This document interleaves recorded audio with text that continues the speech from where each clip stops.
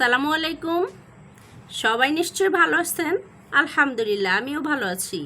তুলিস kitchen থেকে সবাইকে welcome করছি আমার আজকের রেসিপি দেখার জন্য।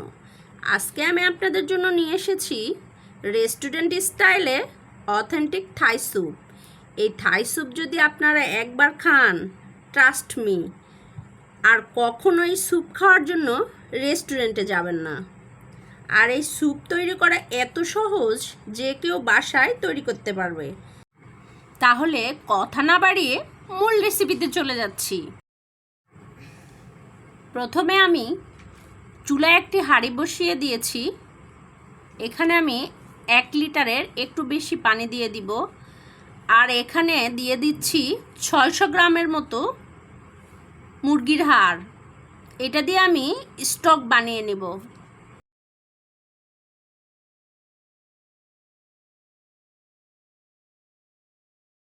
এবার এখানে দিয়ে দিব লেমন গ্রাস, এটাকে থাই পাতাও বলে।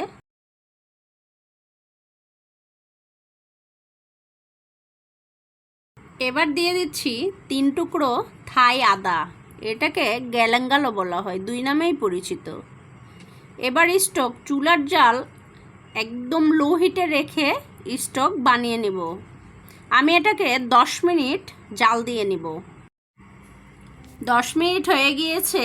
এবার চুলার জাল বন্ধ করে দিয়ে স্টক সেঁকে নেব।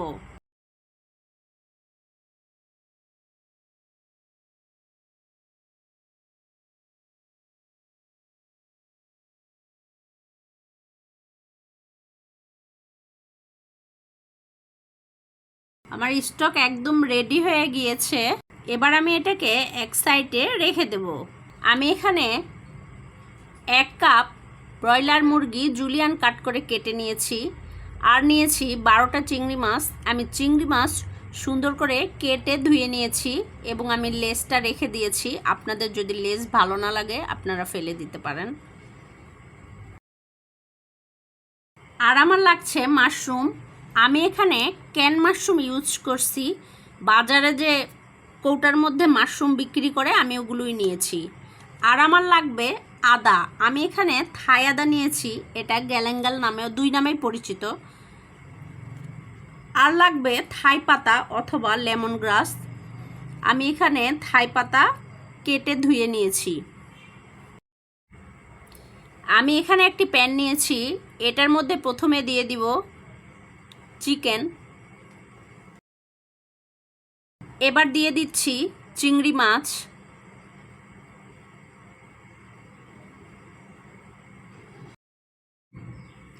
এবার আমি দিয়ে দিচ্ছি মাশরুম।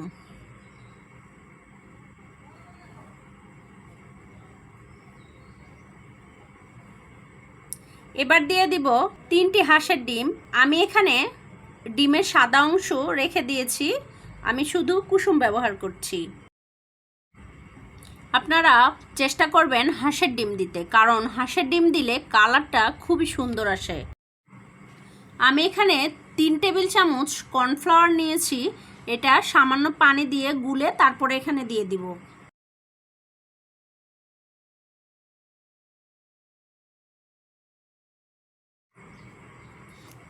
আমি এখন এটাকে হাত দিয়ে খুব ভালো করে মেখে নেব। কুসুমটা খুব ভালোভাবে মেশাতে হবে। মাখানো হয়ে গিয়েছে। এবার দেব থাই পাতা। আর দিয়ে দিচ্ছি 4 টুকরো থাই আদা। এই থাই আদা থাই পাতা আপনারা বড় বড় সুপার শপে পেয়ে যাবেন। এখন দিচ্ছি চিকেন স্টক। আর দিচ্ছি 5টা কাঁচামরিচ। ভালো করে নেড়ে চেড়ে একটু মিশিয়ে নেব। এবার দেব হাফ কাপ চিলি সস। আর দেব হাফ কাপ টমেটো সস। এখন সস খুব ভালো করে নেড়ে চেড়ে মিশিয়ে নেব।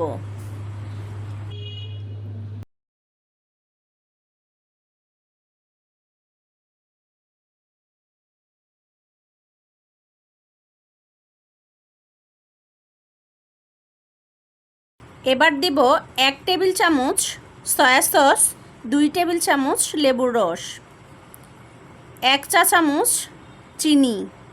খুব ভালোভাবে নেড়ে মেশাতে হবে এবং এটা অনবরত নাড়তে হবে, তা না হলে এটা কিন্তু তলায় লেগে যেতে পারে। আমি এখানে দিয়ে দিচ্ছি 1 চা চামচ লবণ।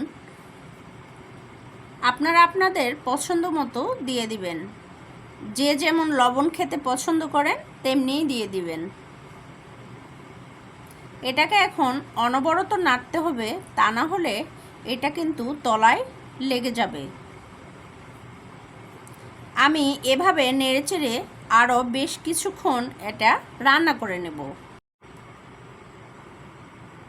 জাল দিতে দিতে এরকম ঘন হয়ে আসবে।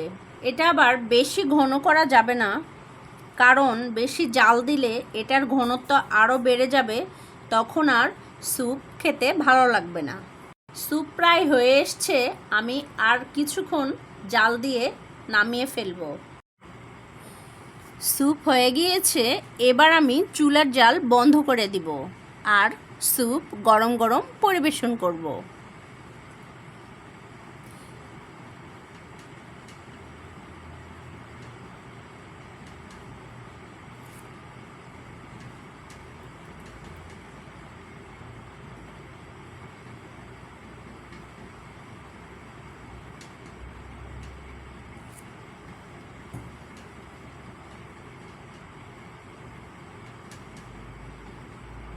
দেখেন এটার কালার এত সুন্দর হয়েছে যে দেখেই খেতে ইচ্ছে করছে।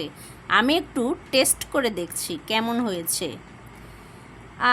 এটা খেতে কি যে ভালো লাগছে, আসলে আপনারা না খেলে বুঝতে পারবেন না। আমার তো মনেই হচ্ছে না যে এটা আমি বাসায় তৈরি করেছি, আমার মনে হচ্ছে আমি রেস্টুরেন্টে বসে স্যুপ খাচ্ছি। এই স্যুপের কালার আর এটার টেস্ট রেস্টুরেন্টের চাইতে কোনো অংশে কম ছিল না। এটা তৈরি এত সোজা যে কেউ বাসায় তৈরি করতে পারবে। আপনারা যদি এভাবে বাসায় স্যুপ তৈরি করেন, আমার মনে হয় আপনাদের বাসার সবাই পছন্দ করবে। আশা করছি আমার আজকের এই থাই স্যুপের রেসিপি আপনাদের ভালো লেগেছে। যদি ভালো লেগে থাকে তাহলে আমার চ্যানেলটি সাবস্ক্রাইব করে আমার পাশে থাকবেন, লাইক করবেন, কমেন্ট করবেন। সবাই খুব ভালো থাকবেন আর আমার জন্য দোয়া করবেন। আল্লাহ হাফেজ।